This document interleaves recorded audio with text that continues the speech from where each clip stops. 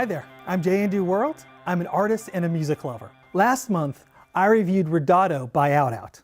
And I always thought it was fun to ask musicians what albums they are listening to. So I asked Mark Alan Miller, and I thought he was going to give me an Ecstasy album. I really did. He loves Ecstasy, and I thought I'd be making like They Might Be Giant jokes, Ecstasy versus Adam Ant. But instead, he told me Todd by Todd Rundgren.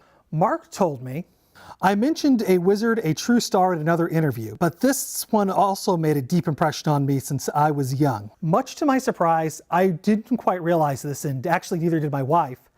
Todd Rundgren is not Peter Frampton. I don't know why, I always mix up the two, but they're two separate people. This album came out in 1974, and 1974 was notoriously known for bad music. Ray Stevens had a #1 hit that stayed there for 3 weeks called The Streak, about taking off your clothes and running onto a football field. Paul Anka had a #1 hit that was also there for 3 weeks called You're Having My Baby.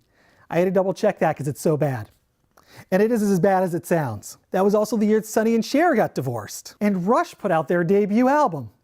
I am going to get some hate mail for that one. Now, 1974 wasn't all bad. David Bowie released Diamond Dogs. Television and Ramones played their first gigs. Patti Smith went into the studio and recorded her first single, Hey Joe. But pop music really was a wasteland. Todd opens up with a lot of experimental synth noise. It reminded me a lot of David Bowie's album Low, which is my favorite David Bowie album. It leads into a song called I Think You Know. It sounded like a 1974 hit, if you ever heard one.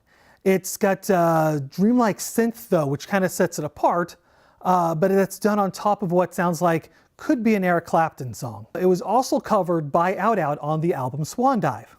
I Think You Know leads right into another synth instrumental number called The Spark of Life. The first 3 tracks work really well together, even though the Spark of Life devolves into nothing but noise. It also ends with some character off screen yelling at the musician. The album is peppered with out-of-context audio clips that tend to tell a bigger story as they lead from track to track.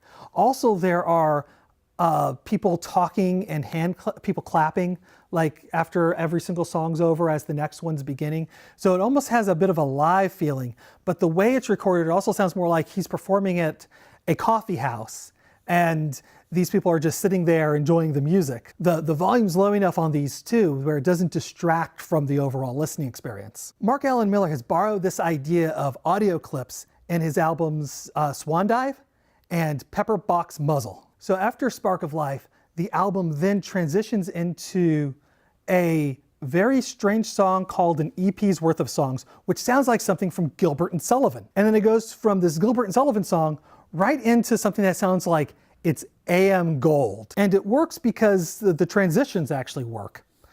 However, such a stark contrast between weird experimental synth music to Gilbert and Sullivan to AM Gold is a very odd transition to take.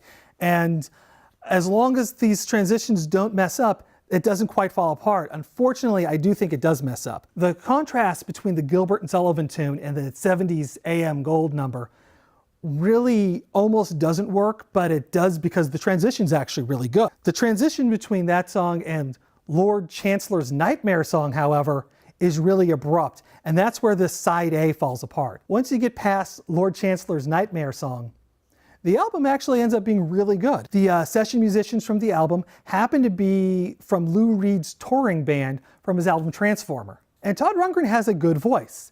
It's not as glorious as, say, the more prog rockers of his era, and it's not as raw as the punkers that came later.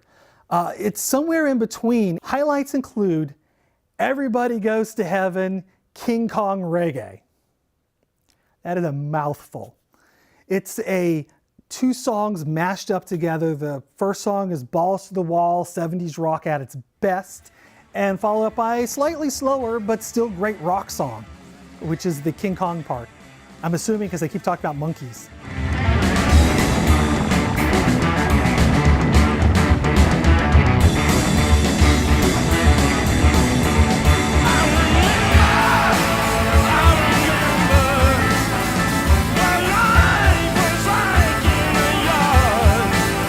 God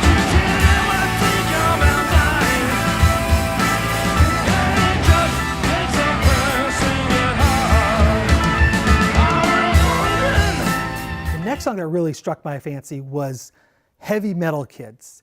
It's very much proto-punk. It's great because it's that rawness of Rundgren's voice really works well. It's got screaming guitars. It really is a fantastic little song.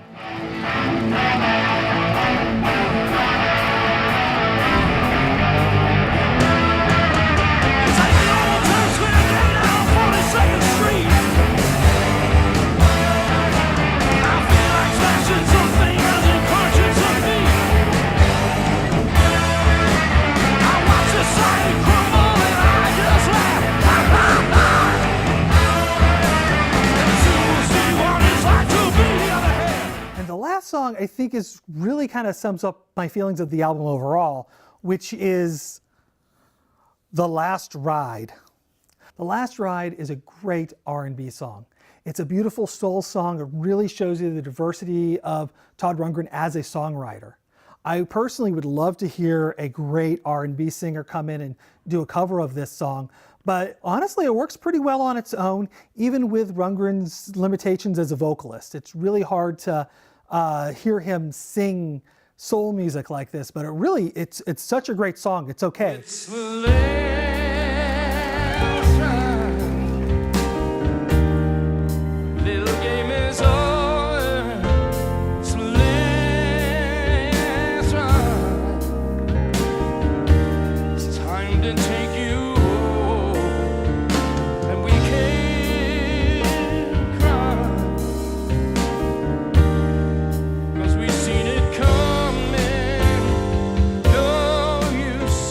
There's a lot of good on this album, but I didn't find it great. I know part of the reason why Mark recommended it is because of that rose-tinted glasses of nostalgia he has.